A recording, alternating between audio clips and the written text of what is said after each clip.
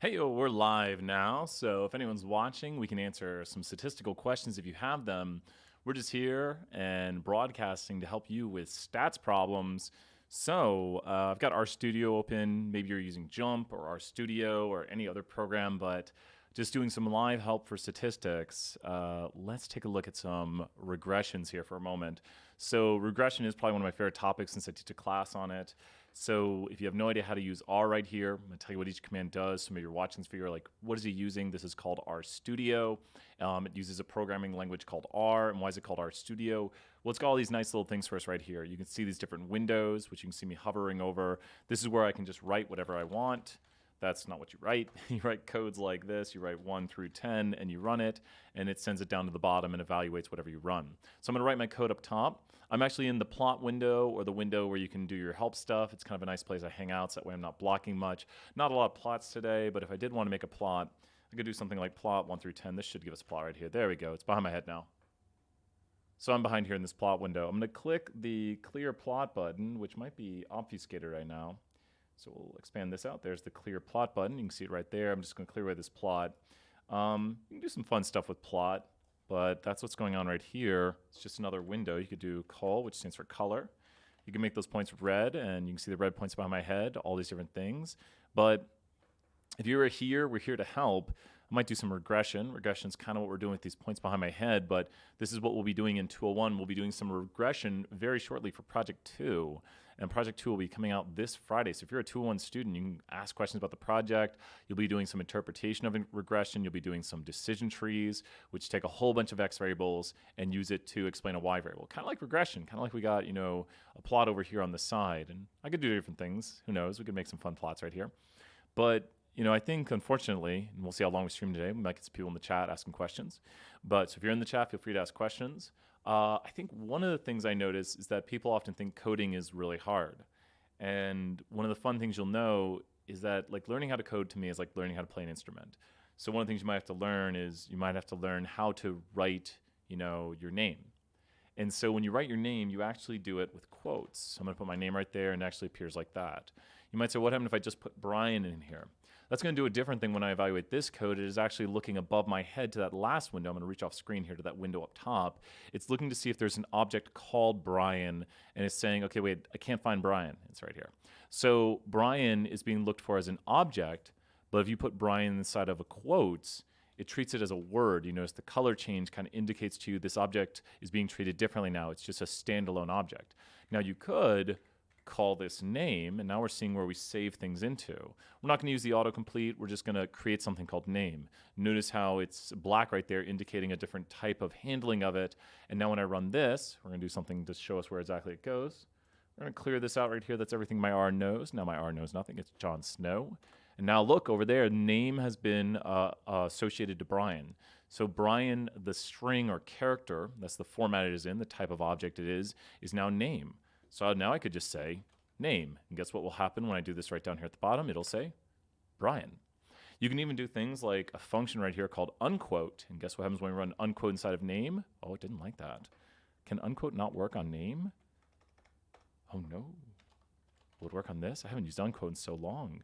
Could not find function unquote. I thought there was a function unquote. Am I going crazy? Must be another package. It must be string R or something. I might have to look over here, and I don't know if I have string R on here. I got string R here. Is unquote? There's unname. Did I make up a function that doesn't exist? Is there no unquote function? Let's see this. Unquote function in R. And reports back the strings. Unquote function document. It's in dplyr, it looks like. dplyr is a data manipulation package, so it's in dplyr. I don't know if I have dplyr on here. This is a Hadley Wickham package. Have I installed dplyr? Oh, I have, of course. It's a great package. So with this in mind right here, packages are things that contain different like data packages or data frames and functions you can use. So imagine you're basically getting a video game. It could have different levels. It can have different music inside of it. So I've now got this dplyr package, which was not built on the latest version of R 3.6.1. We're on 3.6.2, unless there's an update. I think we're going to 4 soon. So by calling these library things right here, I'm loading up the libraries, which are already on. You can go over here, and you can see what's in the libraries. By clicking here, you can see all these different things. And unquote is part of this library that just shows you everything I've added. So I've got all these different things. Like, think about, these are basically programs running on my computer right now, and I can access things inside of them. So let's see if unquote will do what I want it to do now. We should see, was I wrong? I should remove this video. I can't remember where unquote's at. I thought unquote was inside dplyr. I did a quick Google search, and Google lied to me. Unquote documentation. Unquote. Function unquote. I am so blind. Let me increase font size. Removing leading and trailing escaped quotes from character strings, unquote. And they've got some examples down here at the bottom. So they do some examples right here. And they say not run.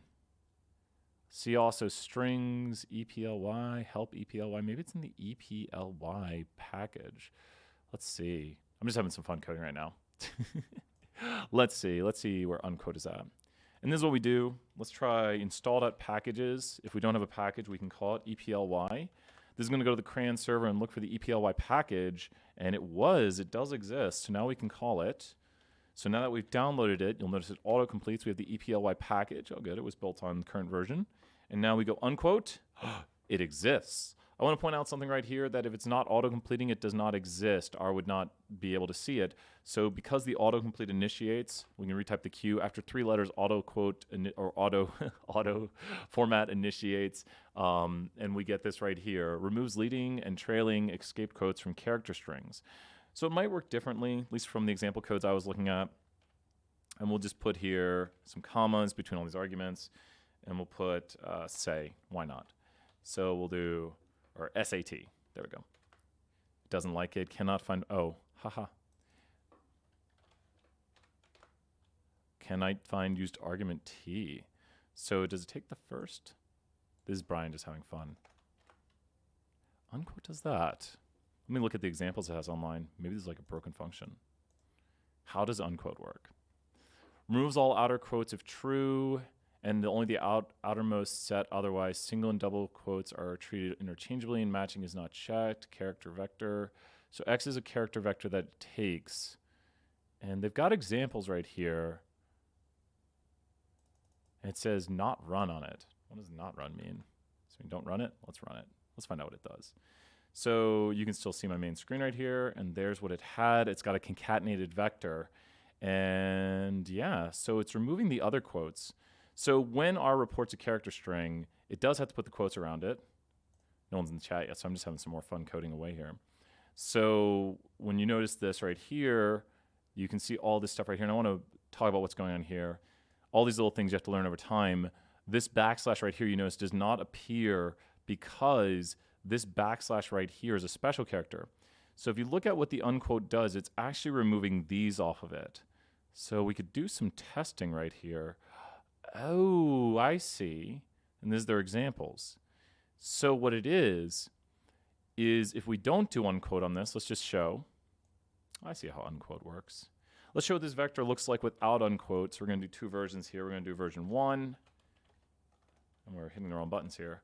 Version 1, coding. Yeah, I just watched them. I'm just having fun learning. This is literally what I do, is like, how does this function work? And then we just need to learn. Good to see you here, Julio. We might not have anyone in here today, so we'll see how long I stay online. But I'm looking at this function, which I think my brain just made up. I was thinking about the unnamed function, but if you can think of a function, someone's probably made it. So you have to report things that are a string inside of a quote. That's how R handles it. It puts inside of a string. So when you see I already put my name here, so my name's in a quote, that means it's a string, it's a character. We can confirm this by going to class and running the class on it. It says it's a character. You can also do type of, which tells you what type of object it is. Probably still going to say character. But that just tells you how R sees it. R sees this as a character, just as a word. It's not like Brian is a value, because we can change that. We could literally make the name Brian the value 5. And then if you go to type of, I believe this will say integer now. It might say integer numeric. I think integer. It says double decimal precision. So that's the way it's storing it. And that's type of. Class will say it differently. class is going to say integer. I'm betting on integer. So, and it says numeric. I was wrong. So integer, I think, is stored at, because numeric is stored at a higher value. So we can fix this. We can do as.integer. And so we're going to go to as.integer Brian. And we're just talking about how R handles objects. There's a reason why there are different colors. Yes, Julio, 10,000 points. Let's mention that right here. And if you look, now it's integer. So what you'll notice is there's 3 different colors on the screen right now. You've got this right here, which the green color is basically words. So that's just words. I can run that, and that's a word. Now, all the black colors right here are objects. I mean, a word is an object, but this is something that's going to look for in the global environment. Do you see up there behind my head or way up there, it says Brian, and Brian is 5. 5 is actually integer. Notice how when I run Brian, I'm just going to highlight Brian and run it, it says 5. But watch as I store 5 into Brian, you'll see where it says the L is going to change and go away. The L went away. So, and if I am correct about this, even I have to learn more about how R sees things, because I'm like, how exactly is it seeing this? How is it handling this object? That's when you're really getting deep into it, to be like, if you learn that at the start, it's like learning music theory. Knowing the theory of how chords are built and scales is better, because then you can build things from everything. So that's what I'm always trying to do, is increase my knowledge. And since no one's here, I was like, I'm going to just mess around in R, because it's fun for me. But this right here, this blue, is a number. Now, I think, and you might have to look very hard, but this blue right here and this blue right here, I believe, are slightly different. And we might be able to better see this. If I go right here and I write library, I don't know why I'm writing it again when I already have it written. I can't spell library for the life of me. And then I do this right here, you might be able to see, if you look really close, you can see it. Notice how they're slightly darker. These are slightly darker than this. You can barely see it. It's really hard to see. I think you can see it. I can see what you're seeing. So these are numbers right here, but then this is the library like function right here. It's calling library. And not all functions turn blue like that. It's just library does. It's pulling up the library. This is going to do who knows what. It's probably not going to run. Can't find it. There is no package called that. So library loads packages.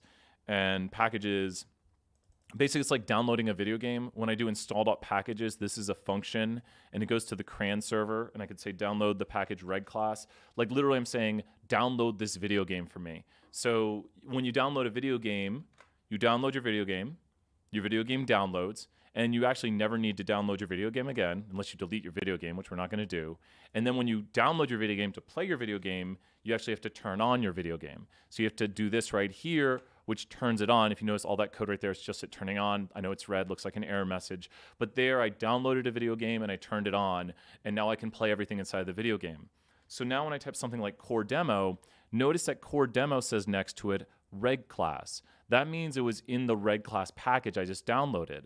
And what's really cool is you can do this, and we can load up a correlation demo over here where we can actually make plots just like we would in correlation. So I can start adding in the points, and it tells me the correlation of all this data. So this is a reg class function right here that does all the correlation, and I got this because I downloaded it. It was inside of reg class. It's like a mini game almost inside of the game I downloaded. There's more to the game I downloaded.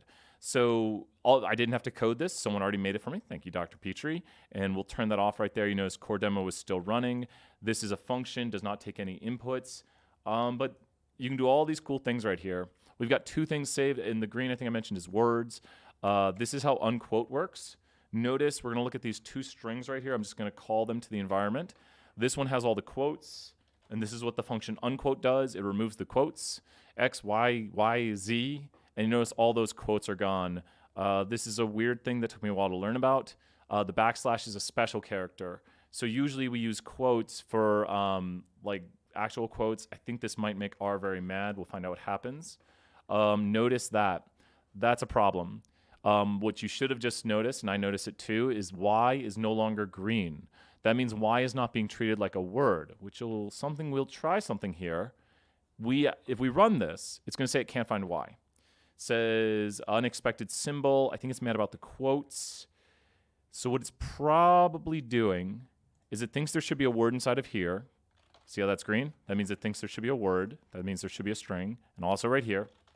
So what it's really expecting is a comma right here to separate these 2 arguments. So that Y right there, it can't really see what's going on. Now, I call this the removal of superpowers. These backslashes here remove the superpower, And I wonder if that'll run. Nope. Still gets mad about this because this would end the quote string. So this right here, if you notice, see how the quotes are no longer there, it no longer has the power of the quote. So we need to remove the superpower on this. Now watch this. This will be green. It's all these very little things that you have to learn while coding. And I didn't know for the longest time that the backslash is a special character. Now you might say, wait a minute, how do you type backslash? Here's the crazy thing. If you want to create a word, we're just going to create a word here called, sure, we'll say J. The word is J. So now when I run word, the word is J. But what if I wanted to create a word that was backslash? This should break if I'm right. Look, the code has broken. If you look at the bottom, it's just still running. That's because the backslash removed, and look how it went through word on this line, it removed the power of this quote as a special character. So it's treating this quote right here as a quote, and that's why you'll notice if I were to end this whole thing, I got to go here and do this, got to delete this, I'm going to run that, and we get J with a quote around it. That was maybe a lot for someone to take in who's like, what the heck's going on? If you want to write a backslash, we have to do the following. And when I still inside of a quote, it's not good. Let's get out of that. To write a backslash as a word, you have to write backslash backslash. So backslash backslash removes the special power on the backslash. So now the word is backslash backslash. Wow. How do I write one backslash? I thought it was backslash backslash. I'm just practicing. How often do you have to write backslash? So it should remove the special power on the backslash, but I just want one backslash. How to write one backslash? Let's find this out. How you doing today, Julio? If anyone has any questions, this is just Brian practicing random things. How to write backslash in R. I thought it was backslash backslash. Am I going crazy? No one really cares about that besides me. How to write backslash in R. They're showing this right here. And I thought they're showing this. This is how you do it? But that's quote. So if you were to put this in a word, like if we were to go tat, paste, and we were to say, Brian wrote, and then we go right here and we put word. Brian wrote quote, but I want it to say backslash. Brian wrote backslash. This says Brian wrote backslash backslash. Oh, no, it does. Oh, does that just show me the special character too? That's what I thought it should do. Well, I was right. Just overthinking things. It's showing me up here the special character. Craziness. How do you write it? How do I write which one? What do you want to know about? What are you thinking? I'm just practicing. Like, if no one's here, I'm just going to practice. This is kind of our lull. I think we had our coding night last night for 474. We have Project 2 coming out. And I can talk a little bit about Project 2. So you write backslash by doing what I did, is backslash backslash, which was what I thought it was because backslash removes the special character. So this is going to sound crazy, but backslash is a special character that removes the power of special characters. So to remove the special power on backslash, like think of it like kryptonite, like that's how I like to teach things, is backslash is kryptonite to special characters. So quote is a special character because what does quote do? Quote starts and ends strings. Do you see how like everything inside of here is green, and if I go outside of here, it's no longer green? So a quote is a special character. So how could I put a quote in the middle of this? I would put a backslash quote. Now when I go down to here what I wrote, you notice it has a quote in there. So there's no backslash though. Do you see how there's no backslash? Because the backslash is like the kryptonite to the what quote would do. If I remove the quote right here, what will happen is the string will end on the quote and it'll turn black right there. Also, we see that this quote is green because it's treating it as though it's a start of a new string. Quotes start and end strings, but to remove that superpower that they do and treat it just as an object, like a word, you put the backslash and that removes its superpower. It's the kryptonite to it.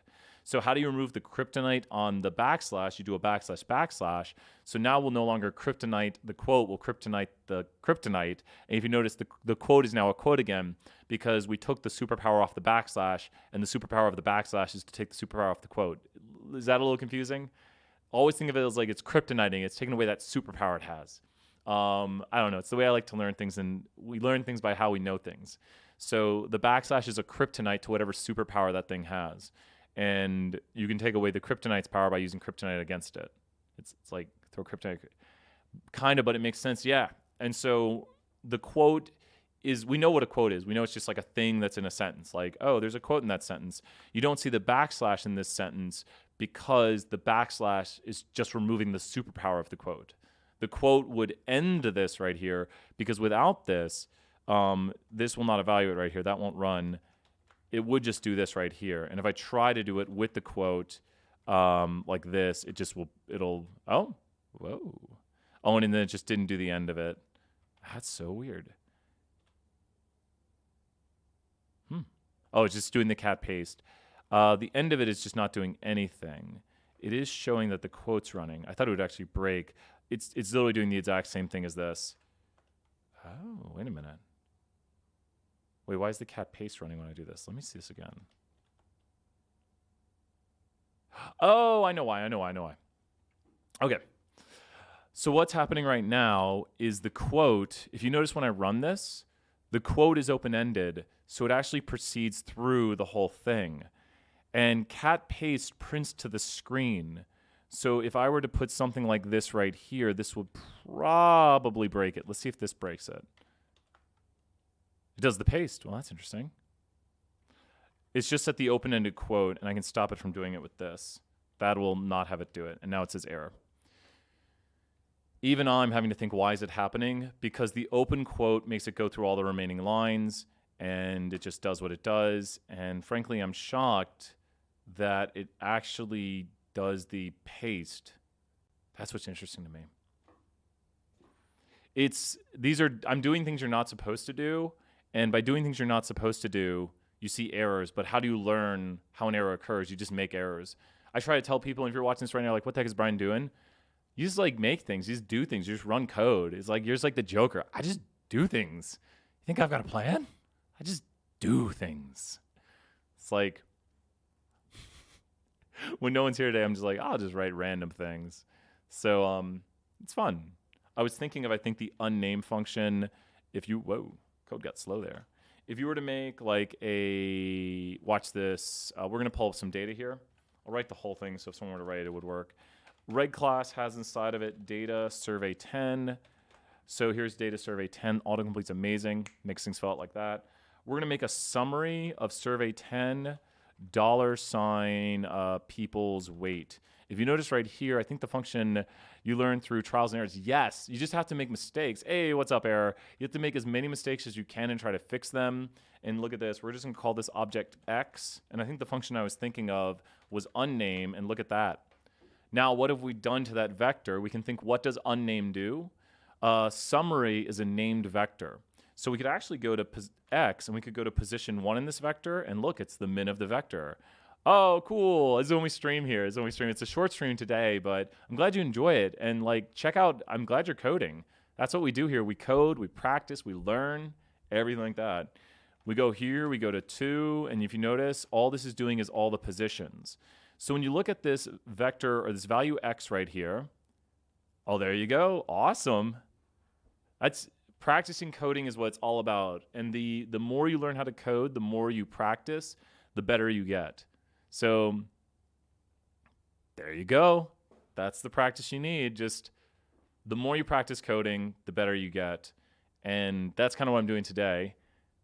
Project 2 will have decision trees. Let's see that again. Oh, man, we need to, Julio, let's bring that up right here. Let's bring up some decision trees, and let's talk about how to handle some major data right here.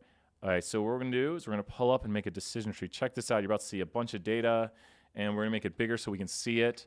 And I won't do this. You can do this inside of R. You can do this with a package called Caret, which is classification, analysis, regression, and training, I think. Regression is the RE, and then training is the T. We're going to go here to predictive modeling. We're going to go here to partition. We might even use this data for the project. When you make a decision tree, you want to predict something like somebody's gender. And I think we're going to have to remove out some of these. That is the Y variable we want to talk about. And we have here variables like somebody's major. Is major not in this one? Have I gone mad? Have I gone mad? Origins of life, other answer, remove that. And favorite phone app, I think, has to be removed too. Is favorite phone app on here? Favorite phone app. There, there you go. And yeah, and so we're gonna watch this. We're gonna use a tree right here, and hopefully we get a right one. Oh, the major is there. How did I miss major? How did I miss major? I swear I looked for major. It is right there. There's major. So big question right now. Why is major? So Julio especially. Julio, why do we need to remove major from here? Do you see all those different levels to majors? We've got everything for major. Why are we removing major? Major is a categorical variable, but it's acting like a what variable? Major is categorical, but because there's so many levels, it's acting like a what variable? Major is categorical, but it's acting like a what variable? There's only 3 types. There's quantitative, categorical, and a third one. And there's subtypes like ordinal and nominal. It's not quantitative. It is identifier. So 1,000 points right there, but it's identifier. So it has so many different levels that it's basically subdividing the algorithm. The way this algorithm works is it tries to separate people or things, whatever we're putting in here. Identifier, yep. And so if you notice, the number one predictor of gender is how many games do you think people will win at UT, or how many games do you think UT will win? So we see people who think UT will win at least 5 games, 5 or more, and they answered the question. That's what not missing means. We're more likely to be male. You can see that over here. These are the people who thought at least 5 or more games. And then the people who thought less than 5 or did not answer were more likely to be female. You can also see that up here in the mosaic plot. And then we split again, and we notice that we have high school GPA. So sorry, gentlemen. But don't, 3.9 is good. I'd be happy for a 3.9 GPA. But we see here that the females split over here, and the males were more, there's more males in this area. So you can see the males are the blue dots, and the females are the red dots. And we're just doing a partition tree, or a decision tree. Now we have another split on do you know what a Roth IRA is, which is a retirement type fund. And we see that this group over here is mostly females. This is about a 50-50, like 54 split.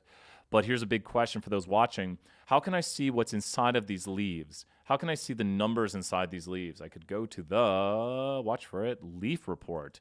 That's what we call them, leaves down there, and I'm going to move it over to the side. But the leaf report actually lets me see that there are 313 females inside of this leaf right here. That blue amount right here is 313. And what is 313 plus 79? Or do my eyes deceive me? Oh, that's the 4th leaf. Wow, I can't see today. This is the 1st leaf. Yes, stats. 1st leaf, 2nd leaf, 3rd leaf, 4th leaf. So there are 102 females right there, and there are 288. I was like, the numbers don't add up. Check your numbers. We can all make mistakes. There are 137 right here, and I want to point this out. I like showing this a lot, but let's go ahead and let's take this object, and let's bring it over to a Word document. Got a nice, neat Word document right here. This is something we should do whenever we're on the test, is we should mark what we have. Grab your space pen and mark 1, 2, 3, and 4. And when you get down here, you need to know this is 1, 2, 3, and 4, such that these numbers correspond to this leaf right here, which is that data right there. So being able to understand what you're seeing is very important, that the 102 females are specifically that area right there. And it's easy when you label it this way and you check your numbers. 102 plus 288 is 390. Make sure these numbers right there add to this number here, because that's the 1st leaf. If you notice, as I was saying it, I was like, wait a minute, those numbers don't add up. What did I do wrong? And I just added wrong. So it happens all the time. We all make math errors, or we all look at a graphic the wrong way. And why do we do stuff like this? Well, here's the big thing. I say, what's the point of this graphic, Brian? Why are we doing this? Why? What's the point? It's a great question. Always ask why. I say, why do we make these graphics? Because we want to understand some sort of variable. We want to understand the variation in something like gender. And we notice that we have a group on the far left that's mostly blue dots and a group on the far right that's mostly red dots. So there's some sort of X variables that are helping explain this. So you could pick another variable right here. Let's just do this whole example again, but go over here to redo, relaunch. We're going to put gender down here. And maybe we want to understand the variation in if somebody has broken a bone. So why are people getting hurt working for a hospital now? Why do people break bones? And the number one deciding factor is gender. Now, you notice this doesn't mean all males break bones or all females don't, and we don't have a very high R squared because I'm very age when people started. There you go. Roth IRA. What is up with the Roth IRA? Clumsy. We could ask a question. We could say, rate yourself on how clumsy you are, 1 through 10. So we could say, rate yourself on how clumsy you are, 1 to 10, and then we could investigate that. We could say, is it actually, but also that the problem is there with bias and the operational definition of what does it mean to be clumsy. So we could ask people to track data on how many times a week do you trip. So we could be like, okay, we want you to record in a notebook how many times a week you trip and how many times a week you drop something.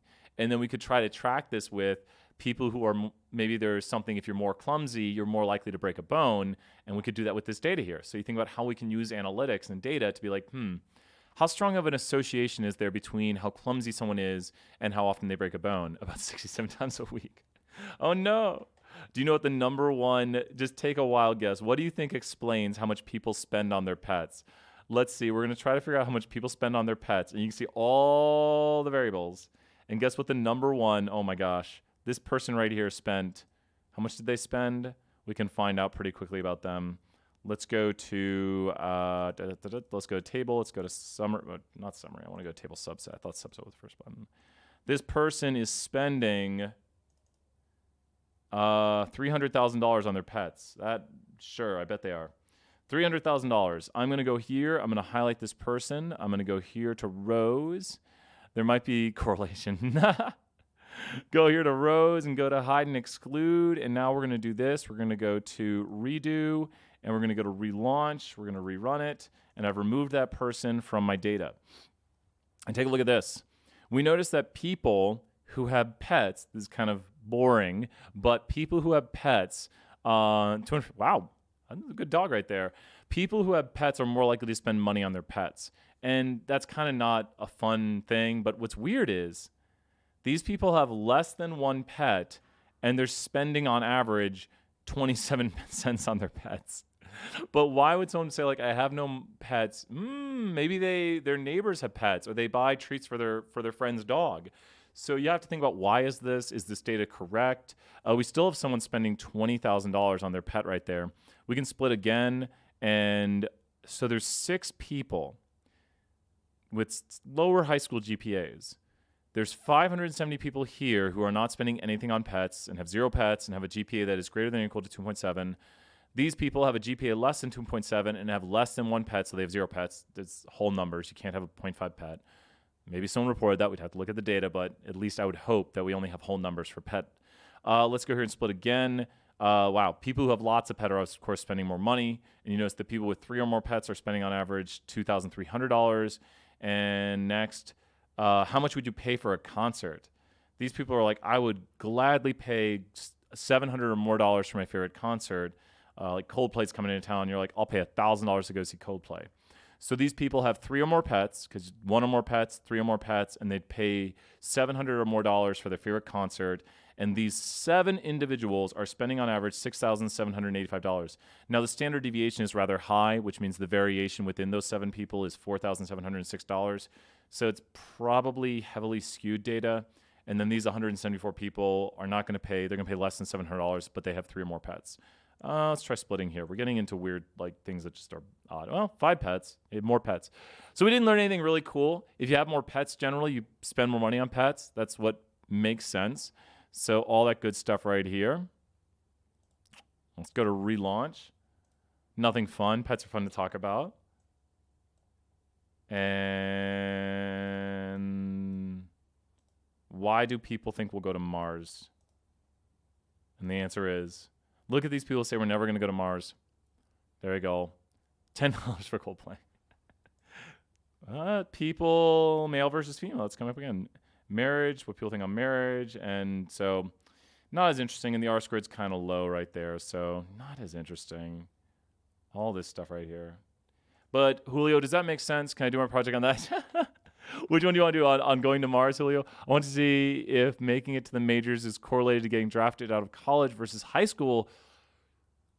If you had the data, I'd be like, show me the data. And I wish we could just use that data on it.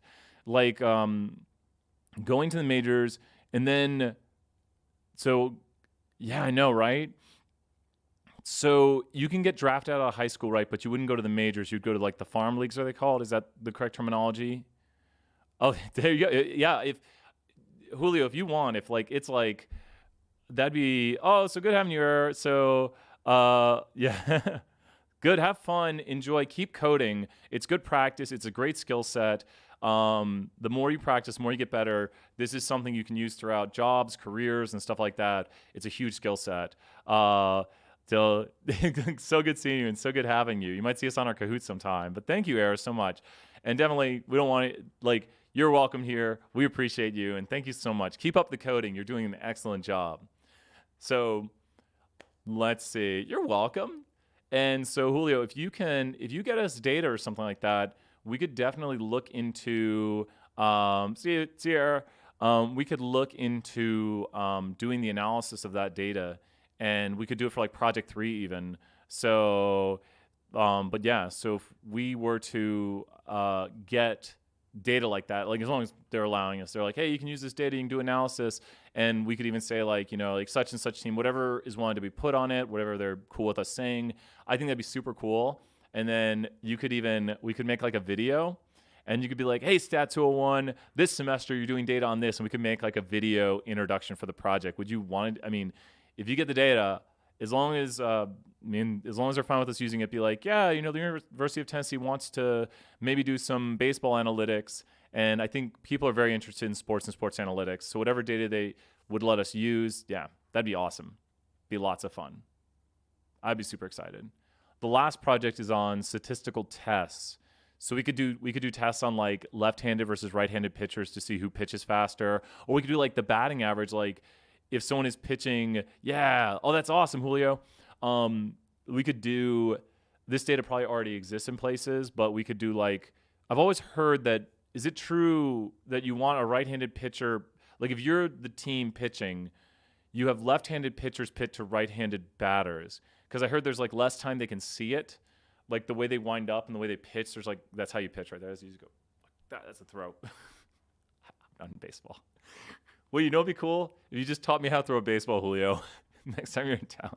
Like, this is how you throw a baseball, Brian. So I'll be like, yeah, I got taught how to actually throw a baseball because I was that kid growing up who just like heaved a baseball like that. And I was so bad. My aim is off. My speed is off. I'm bad.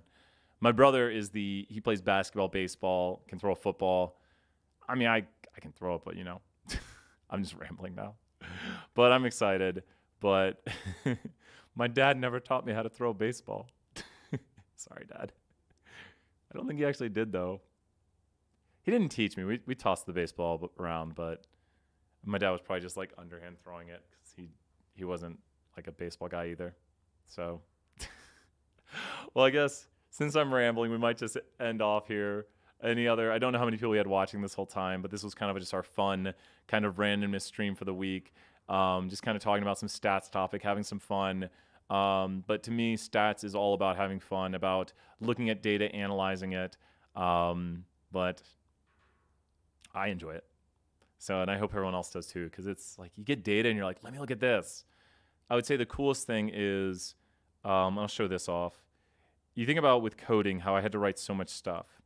But we were talking about reg class a moment ago, and we have a function in reg class called associate. And associate, we can just do something right here. Like we could do something like height, and we could do tilde gender. This is where you put in your y and your x variable. And then you do data equals, and we go to the data frame. The data frame is just like an Excel spreadsheet, just so you can see it before I run it. When I say a data frame, I'm just talking about an Excel spreadsheet. For those who've seen an Excel spreadsheet, many of us have, you're like, oh, wait, that's just an Excel spreadsheet. So that's, okay, wait, you're doing the gender and you're doing the height. So you're looking at that height. Did everyone see that height column right there? Oh, look, it's just a height column, just a gender column. It's going to do all the analysis for us, and I only have to type this. So I run this. Oh, and it's the graphical error. I run this. Let's do it again. So let's take a look right here. I run this, and lo and behold, boom, it makes all the plots for me. So this does every bit of analysis for me. It does a two-sample t-test. It does the ANOVAs right here. which right now we only have 2 groups. The ANOVA is equivalent to the 2-sample t-test. And we get the p-values, we get the medians test. And you can see here the males were on average 6 feet, the females were on average 5'5". We get 95% confidence intervals for p-values, which a lot of people don't do, which is super awesome. We also get some graphical analysis here. I can fix the way the plots look. The plots look odd because of the way it's sized, and I know it looks like I'm doing something ridiculous. But now when I replot this, you'll actually see the windows will be smaller. And when I zoom in on it, it doesn't look so crazy. So a little hard to see. The graphics are a little bit smaller. You can export these images, but you can see a box plot put together blocks plot. For male heights and for female heights, the star is the mean. You can see a histogram. We see a little bit of a left skew. You can see the normality plot. The left skew is noted here by the little bit of bump. It's a tiny bit of left skew. We also see the permutation test, which is something we won't cover in 201, but this does a 2-sample t-test and returns the p-values on the 2-sample t-test as seen right here. We get some p-values. You can do the t-dot test, all that good stuff. So we can actually do a t-dot test right there. There's a t-test. But all this can be done pretty quickly and easily. I think I was looking at one more thing here. What was I going to talk about? I don't know. It's just fun to code. It's fun to like have things like this that are built for you, because if you notice, what I wrote right here is very small, but what I wrote is actually, if you remove this, what I wrote ran all of this code. This was something I didn't have to code, but when I put that code in, just those variables, it filled in all the blanks in almost 1,000 lines of code. So everything you see that was completed for me was done by me just putting in a y and an x variable. You can see it took like a formula format. This is where I put in my y tilde x, and this is where I did data equals. These are optional arguments right here. This is the character expansion. I don't know what classic does. Plot would remove the plots. Number of levels, prompt. I guess if it were to prompt us for output, colors equals true. We could make it monochromatic or black and white. So many different things you can do, and you can just see how this is done with things I was doing earlier. There's is numeric. I was doing as dot numeric or as dot integer. So I talk about the is and the as functions in the coding class. But you can hopefully see, oh look, we should know this is a string. So all this good stuff. Oh, that's a special character right there that starts a new line. That's what that \n does. So remember, the backslash is going to, \n is a special character on the n and turns the n into a special character. So maybe it's like super kryptonite. So all this fun stuff. I enjoy it so much. But with that said, I think we're going to head off. Had some fun coding today. Maybe some other people dropped by, but we just talked about coding. We had fun, and it is time to go home. So enjoy, everyone. Have a great evening.